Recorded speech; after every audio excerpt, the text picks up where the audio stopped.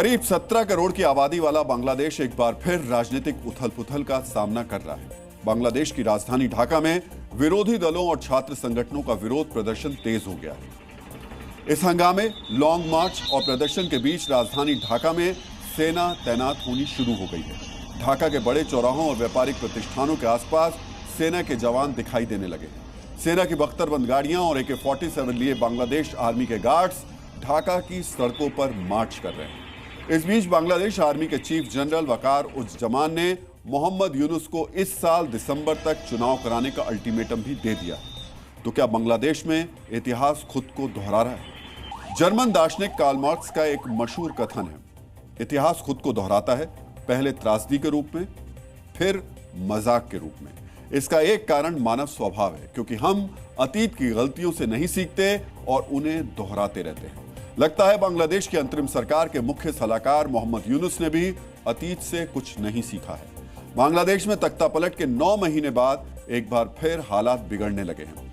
5 अगस्त 2024 को बांग्लादेश में तत्कालीन प्रधानमंत्री शेख हसीना का तख्तापलट कर दिया गया था। पाकिस्तान समर्थित जमात-ए-इस्लामी, अमेरिका और ISI के सहयोग से मोहम्मद यूनुस अंतरिम सरकार के प्रमुख सलाहकार बन गए थे। 5 अगस्त 2024 की ढाका की इन तस्वीरों ने पूरी दुनिया में सनसनी फैला दी थी, जब ढाका के शाहबाग चौराहे पर बंग बंधु शेख मुजीबुर रहमान की मूर्ति को जमात समर्थक भीड़ ने तोड़ दिया था। ये तस्वीरें कट्टरपंथी मोहम्मद यूनुस की साजिश का गवाह थी। उसी शाहबाग में आज नई साजिश रची जा रही है। यह साजिश है बांग्लादेश से शेख मुजीब की सेकुलर पहचान मिटाकर खुद को फादर ऑफ बांग्लादेश घोषित करने की।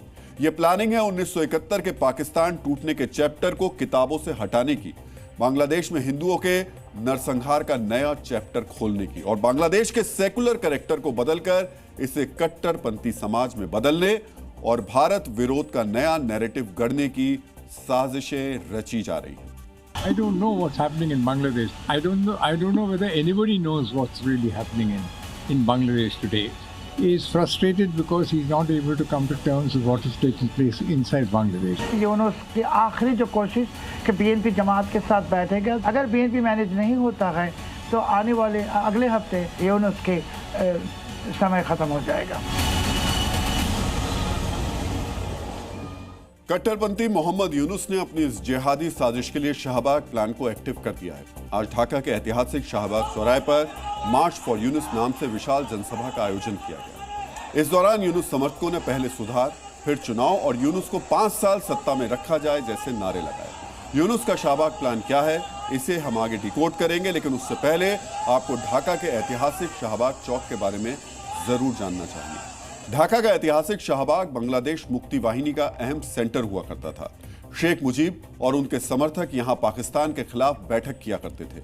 1971 के युद्ध अपराधियों के खिलाफ शाहबाग जन क्रांति का केंद्र था, लेकिन आज उसी शाहबाग मैदान में कट्टरपंथी जमात-ए-इस्लामी और हिफाजत-ए-इस्लामी यूनुस के समर्थन में रैली का आयोजन कर रहे हैं। इन समर्थकों का मकसद यूनुस के चेहरे का इस्तेमाल कर बांग्लादेश को कट्टरपंथी इस्लामी राष्ट्र में बदलना है, और इसके सबूत तख्ता पलट के बाद से ही दिखने लगे थे, जब बांग्लादेश में हिंदुओं के खिलाफ हिंसा का नया दौर शुरू हो गया। बांग्लादेश में हिंदुओं के नरसंहार, उनकी संपत्तियों की लूट और आगजनी की ये सबसे ताजा तस्वीरें। ये शोर के अभयनगर में इस्लामी कट्टरपंथियों ने पहले हिंदुओं के घरों में लूटपाट की और फिर उन्हें आग के हवाले कर दिया। Bangladesh Hindu Buddhist Christian unity council की रिपोर्ट के मुताबिक बांग्लादेश में तख्ता पलट के बाद से अब तक 33 हिंदुओं की हत्या हो चुकी है। हिंदू मंदिरों पर हमले की 152 घटनाएं हुई हैं।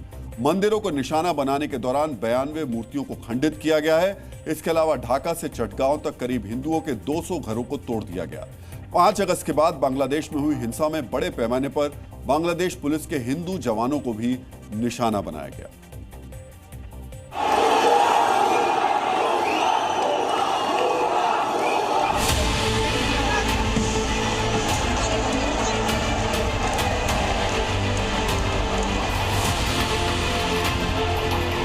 बांग्लादेश में कट्टरपंथ और नफरत की आंधी में हिंदुओं की कुर्बानी ली जा रही है। हिंदुओं पर हमले का मास्टरमाइंड खुद कट्टरपंथी मोहम्मद यूनुस है, लेकिन यूनुस को वो लोग पसंद नहीं है जो जानवरों की कुर्बानी पर बैन लगाते हैं। बांग्लादेश की अंतरिम यूनुस सरकार ने वरिष्ठ राजनयिक शबाब बिन अहमद की नियुक्ति रद्द कर अब उन्हें सजा दी गई है। इस सजा की वजह भी अब आप जान लीजिए। शबाब बिन अहमद ने कोलकाता में मौजूद बांग्लादेश के वाणिज्य दूतावास में ईद उल अजहा यानी बकरा ईद के अवसर पर कुर्बानी पर रोक लगाने का आदेश जारी किया था। इस पर कट्टरपंथियों ने विवाद शुरू कर दिया। अहमद को बांग्लादेश के डिप्टी हाई कमिश्नर के रूप में जून के पहले सप्ताह में कार्यभार संभालना था, लेकिन उन्होंने पद ग्रहण करने से पहले ही आदेश जारी कर दिया कि दूतावास परिसर में किसी प्रकार की कुर्बानी नहीं होगी। इसके बाद बांग्लादेश के विदेश कार्यालय ने शबाब बिन अहमद को तुरंत ढाका वापस आकर रिपोर्ट करने का निर्देश दिया है। खबरों के मुताबिक कोलकाता में बांग्लादेश के वाणिज्य दूतावास में कुर्बानी की परंपरा 30 साल से मनाई जाती रही है।